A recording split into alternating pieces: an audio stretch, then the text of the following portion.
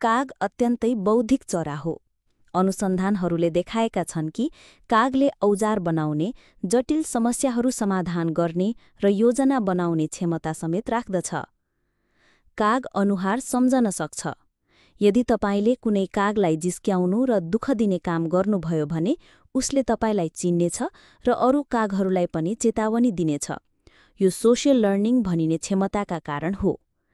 कागसँग दीर्घकालीन स्मरण शक्ति हुन्छ।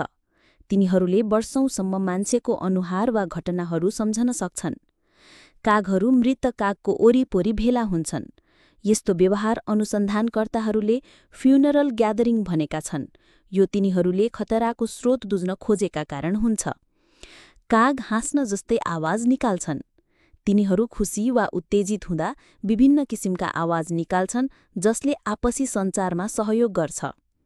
काग जोडीमा बस्छन् र लामो समयसम्म सँगै रहन्छन्। धेरै कागहरूले जीवनभर एउटै जोडी साथ बस्ने गर्छन्। धन्यवाद। तपाईलाई यो तथ्य कस्तो लाग्यो प्रतिक्रिया दिनुहोला है। अनि यो च्यानललाई सब्स्क्राइब गर्न चाहिँ नभुल्नुहोला नि।